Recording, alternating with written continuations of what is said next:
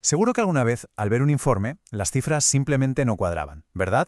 Bueno, pues hoy vamos a meternos de lleno en una de las decisiones técnicas más importantes que hay detrás de la integridad de los datos en el análisis fiscal, la elección entre SQL y no SQL. Y ojo, entender esto es clave, no solo para que el trabajo sea preciso, sino para clavar esas pruebas técnicas que a veces nos ponen por delante. Vamos a imaginar un escenario. Se está presentando un panel de control, uno de esos que son súper importantes, y de repente las cifras por las nubes, completamente hinchadas. Todo un hallazgo de auditoría podría venirse abajo por esto. No hablamos de un pequeño despiste, no. Hablamos de un fallo que puede ser catastrófico y que, como vamos a ver, tiene una raíz muy específica. Y aquí es donde la cosa se pone interesante. La primera intuición siempre es echarle la culpa al gráfico, a la herramienta de visualización, a Power BI o lo que sea. Pero casi nunca ese es el problema. El origen real del caos está mucho más abajo, en los cimientos, en cómo están estructurados los datos, en el diseño de la base de datos. Si esa base se tambalea, todo lo que construyamos encima se cae. Así de simple. Vale, para entender la solución primero tenemos que entender los dos grandes universos que compiten por gestionar nuestros datos. Y esto no va solo de tecnología, va de dos filosofías, dos formas totalmente distintas de ver cómo se debe organizar la información. A ver, por un lado tenemos SQL, el mundo relacional de toda la vida. Para que nos hagamos una idea, esto es como la caja fuerte de un banco, todo superestructurado, muy predecible y con unas reglas estrictísimas para que la integridad sea perfecta. Y en la otra esquina tenemos NoSQL, que significa no solo SQL. Y esto es más bien como una caja de herramientas de última generación. Es flexible, está llena de instrumentos especializados y está pensada para la velocidad y para manejar volúmenes de datos, brutales. Y claro, estos dos mundos no funcionan igual. Cada uno hace una promesa diferente sobre cómo va a tratar los datos. Y estas promesas se resumen en dos acrónimos que son de verdad cruciales de entender. ACID para el mundo SQL y BASE para el mundo no SQL. Vamos a desgranar esa promesa de SQL, ACID. Atomicidad, o la transacción entera funciona a la perfección o no se hace nada. Aquí no hay medias tintas. Consistencia, los datos siempre tienen que cumplir las reglas que se han definido. Aislamiento o isolation, que si hay varias transacciones a la vez no se pisen unas a otras. Y durabilidad, que una vez se confirma algo, eso ya no se pierde, aunque se caiga el sistema. Para el control fiscal esto no es una opción, es el estándar de oro, es innegociable. Y ahora la promesa de NoSQL, BASE. Basically Available o básicamente disponible, el sistema lo que quiere es estar siempre online, pase lo que pase. Soft State, estado blando. El estado del sistema puede ir cambiando aunque no hagamos nada.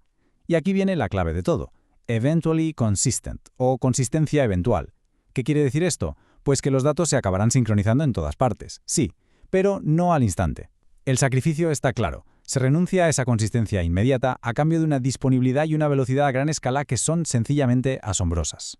Todo esto, en el fondo, se rige por una ley casi física de las bases de datos distribuidas, el teorema CAP. Viene a decir algo muy simple pero con mucha miga.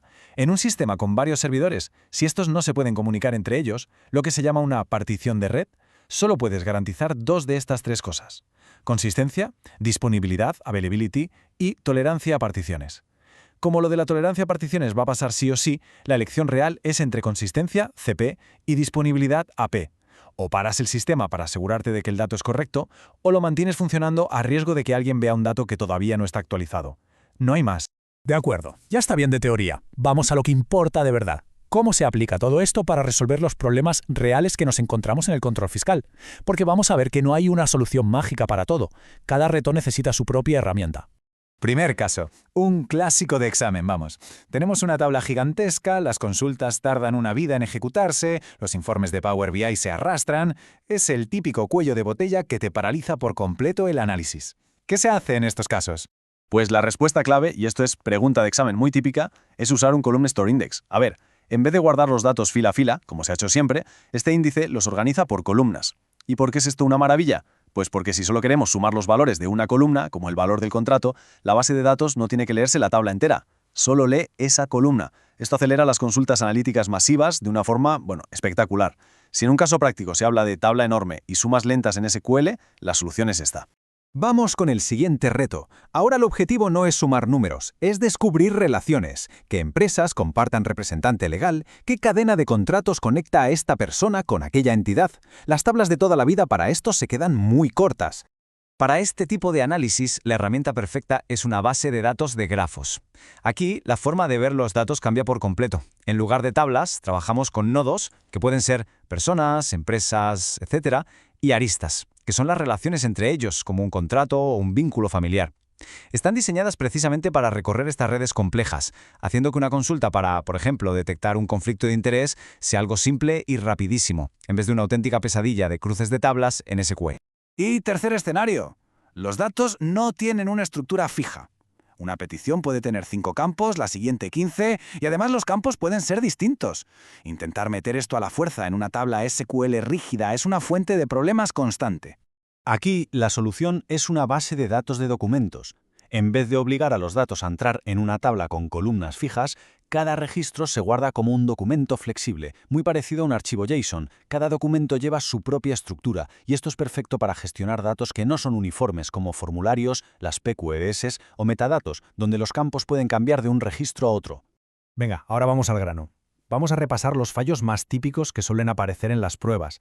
Saber identificarlos al vuelo es una de esas habilidades que marcan la diferencia. Suena familiar, ¿verdad? Volvemos al problema con el que empezamos. Un enunciado típico de examen va a decir exactamente esto. El total se duplica, se triplica, y las cifras pues no tienen ningún sentido. El punto crucial aquí, el meollo de la cuestión, es este. La causa es un error en el join porque la granularidad no coincide. Por ejemplo, al unir una tabla de contratos con una de pagos. Si un contrato tiene varios pagos, el valor de ese contrato se va a repetir por cada pago. Al sumar, pues, se lía, se infla el total. Es el clásico test explosión de joins, un fallo de manual. Otro problema clásico. Se actualiza el nombre de una entidad en un sitio, pero se queda el nombre antiguo en otros 20. Y claro, mantener la coherencia de los datos se convierte en una pesadilla manual y llenísima de errores. La raíz técnica de este problema es la falta de normalización. Los datos están desnormalizados. Es decir, en lugar de tener una única tabla maestra de entidades y usar un código para enlazarla, el nombre de la entidad se ha copiado y pegado en un montón de sitios. La normalización lo que hace es eliminar esa repetición. Se asegura de que cada dato vive en un único sitio, y así se evitan estas anomalías tan peligrosas al actualizar. Muy bien, hemos visto un montón de cosas. Vamos a condensar todo esto en una pequeña lista de verificación, algo simple y práctico para poder tomar siempre la decisión correcta. Para no equivocarse, esta es la chuleta. Primero, analizar la estructura de los datos. Si son como una tabla de Excel, predecibles y uniformes, SQL es el camino. Si cada uno es de su padre y de su madre, no SQL de documentos. Segundo, definir la prioridad. La integridad de cada transacción es sagrada e innegociable, entonces ACID, o sea, SQL. Se necesita que esté siempre disponible para muchísima gente, entonces base, o sea, no SQL. Tercero, identificar la pregunta clave. Se buscan totales y reportes, SQL. Se buscan conexiones ocultas y redes, grafos. Y por último, el volumen. ¿Es una tabla enorme que necesita velocidad para el análisis? SQL con Column Store. ¿Es una cantidad de datos tan bestia que hay que repartirla en muchos servidores? No SQL. Estas preguntas nos llevan directos a la tecnología que necesitamos. Y para cerrar, una última reflexión. Hemos visto las herramientas que tenemos hoy para los problemas de hoy, pero esto de los datos no para de evolucionar. La pregunta que queda en el aire es, con la llegada de más y más datos no estructurados, con la inteligencia artificial metiéndose en la auditoría, ¿cuál va a ser el siguiente gran reto al que nos enfrentemos para defender la verdad que esconden los datos? El debate no ha hecho más que empezar. Muchas gracias por la atención.